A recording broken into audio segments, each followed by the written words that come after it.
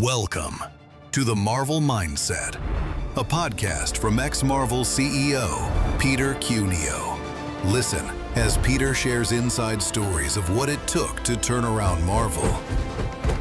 Here's your host, Peter Cuneo. Welcome back, everyone. I'm Peter Cuneo. I'm the host of the Marvel Mindset. And today what I'd like to do is talk about the history of Marvel and then talk about what are the elements in the business that led up to Marvel's bankruptcy, which really set up Marvel, of course, for a turnaround eventually. And I think it'd be fun to start and talk a little bit about the comic book industry historically in the United States. Comic books really first came into fore in the United States during the Depression. This was a time when people were trying to escape any way they could from everyday life. By the way, the motion picture business did very well also during the Depression. But this was the spur that got people interested in looking at and starting to buy comic books. And 1938, the end of the Depression, through 1956 is often called the golden age of comic books. And this particular age was marked by the introduction of Superman in 1939. Superman #1 came out and really was a great spur to the comic book industry. By the way, if any of you who are listening and watching have an original copy in mint condition of the first issue of Superman in Action Comics, you probably can get $3 million for it today. Mint condition, however. It's interesting to me also that the 1930s were really the birth of the Walt Disney Company and the Walt Disney movies and what have you, introducing interesting characters into the entertainment workplace. Like once again, the Depression actually helped Disney just as it helped comic books. And I think it's interesting to note that Marvel now is owned by Disney all those many, almost 100 years later. During that golden age, Marvel wasn't very active, but they did introduce a very important character, Captain America, who was, of course, one of the Avengers. Captain America came out as an answer to Superman, but also as an answer to the war in Europe and the rise of the Nazis. Captain America actually had the first issue, appeared in 1941. And as time went on, the comic book business grew. But in the 1950s, there was a great uprising of parents and other people that suggested that comic books, particularly horror and crime comic books, were not a good idea for young people. And in fact, the U.S. Senate in 1954 actually held Senate hearings on comic books. And there were many people testifying who thought that comic books actually spurred juvenile delinquency and even homosexuality.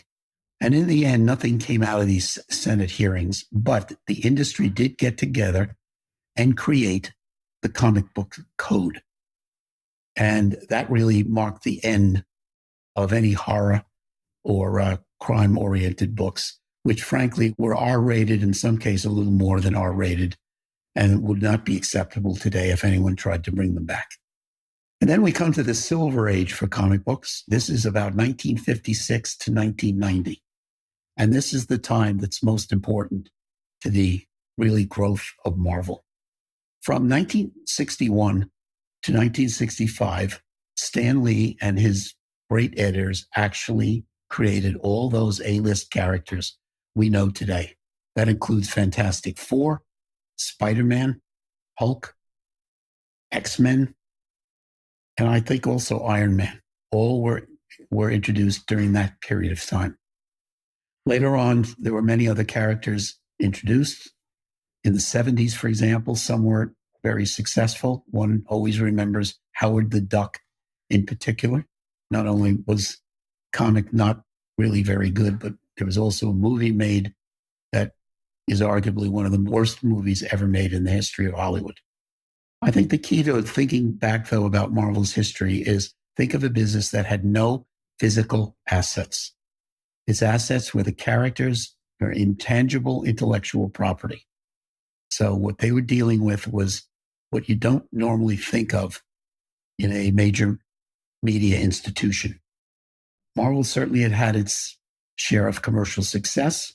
There's no question about it. It was well known. Some of the characters made it to television and are also well known. One particularly remembers the Hulk as having a very successful television show early on. And most of Marvel's revenues during that time came from certain media forms and from consumer products that were licensed from the company to other companies or individuals to make products which featured the characters from Marvel. A quick pause now, and I'll pick things up when we return. So now we come to the 1990s, and a couple of things happened that really hit Marvel very hard. The first is that in the 80s and the early 90s, there had been a comic book collectibility craze. And people were buying comic books to save and put away, feeling that they would be worth a substantial amount of money in the future. And the consumers eventually figured out that no, most of these comic books would never be worth anything, only certain ones. And the sales of comic books dropped dramatically. And the peak of that collectibility craze was actually 1992. And then sales started dropping fairly precipitously. Marvel had also done a number of acquisitions at very high prices of other collectability types of products, particularly trading cards. And those businesses turned out not to be very successful, as Marvel had probably overpaid for them. In addition to those problems, Marvel had financed these acquisitions, and the company as a whole was something that's called high-yield debt. And this simply means debt where the interest rates are quite high. This requires the company to produce a lot of cash to pay the interest every year on the high-yield debt.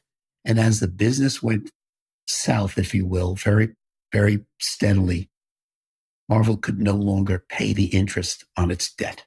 And of course, when that's the case, organizations, companies can't pay their debts. The way to fix that or to cure it is a process called bankruptcy. And Marvel went into bankruptcy in 1996 and came out of bankruptcy in late 1998. And during bankruptcy, there are a number of names associated with the battle to bring Marvel out of bankruptcy. The company prior to bankruptcy was controlled by Ronald Perelman, but in bankruptcy, it was controlled by Icahn, and then was brought out of bankruptcy by Isaac Perlmutter. All, if you will, in bankruptcy, battling for the rights to actually bring the company out of bankruptcy. And interestingly, Marvel was a public company on the New York Stock Exchange and went through the bankruptcy as a public company. So as that process was going, you could still look up every day and see what Marvel's stock price was doing, despite the fact that times were very dismal. Finally, in late 1998, Ike Perlmutter was able to control the company, bring it out of bankruptcy. And I was asked to come to the company as CEO in 1999. I had known Ike Perlmutter from a previous turnaround I had done called Remington Products, which is not the gun business, but is the men's grooming business, Remington shavers and so on. And we had a very successful time with that turnaround. Isaac Perlmutter owned about 50% of that company of Remington at that time. So it was very lucrative financially for him. And so I guess he had a pretty good feeling about me and what I could do. And that's how I ended up coming to Marvel. There's a very, very good, very detailed book that you might want to look at called Comic Book Wars. It's written by Dan Raviv, who was actually with CBS News. You may remember him from various reporting roles on CBS News.